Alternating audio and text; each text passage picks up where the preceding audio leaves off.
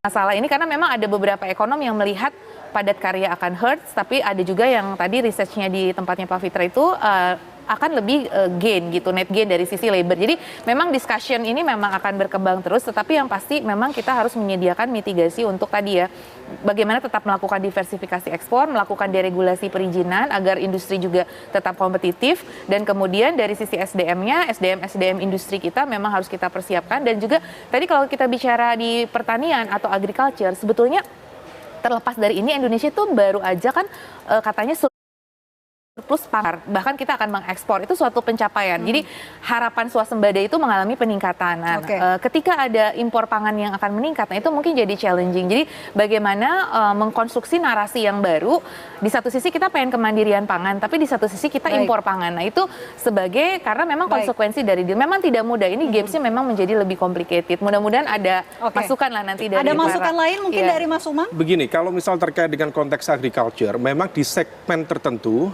kalau misal bicara padi, Amerika nggak banyak memproduksi padi dan kita masih bisa mencoba untuk menjaga competitiveness itu. Tetapi kalau misal terkait dengan jagung, kemudian gandum, kemudian kedelai, diakui atau tidak, memang kita relatif produksinya rendah.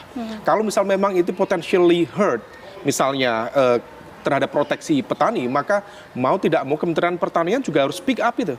Tetapi kalau misal kami di Paramadina Public Policy Institute pernah melakukan kajian, misalnya di segmen jagung ya, memang kalau misal petani kita untuk produksi jagung relatif cukup memadai, tetapi hanya untuk pangan secara umum. Artinya tidak bisa mengcover kemudian untuk kebutuhan pakan ternak dan lain sebagainya. Produksinya jauh, gapnya jauh. Nah, kenapa? Salah satunya memang lahan kita relatif masih terbatas. Yang kedua, iklim. Karena kita memang curah hujannya itu tinggi dan itu membutuhkan kemudian untuk jagung itu butuh pengeringan dan lain sebagainya, dan itu relatif lebih banyak diuntungkan adalah negara-negara dari subtropis. Nah, maka di segmen-segmen tertentu itu barangkali relatif kita akan tertolong quote by quote, tetapi tetap harus dipastikan tadi. Nah, tetapi yang terkait dengan konteks pesawat ini lagi-lagi mungkin bisa dicek. Kalau misal tadi Mas Fitra menyampaikan state of the art, barangkali relatif cukup debatable. State of the art dalam konteks apa? Karena dari sisi produk 777 seri itu cukup banyak yang dievaluasi ke seri 787. Nah, sementara begini, yang kemudian dibutuhkan oleh Garuda itu adalah segmen dari domestik kita, antar pulau, dan juga regional. Kita tidak banyak di pasar-pasar itu. Nah, kalau misal kemudian satu pesawat 777, satu pesawat katakanlah harganya sekitar 5-6 triliun. Kita kemudian harus beli 50 unit, maka praktis sekitar 250 sampai kemudian 300 triliun.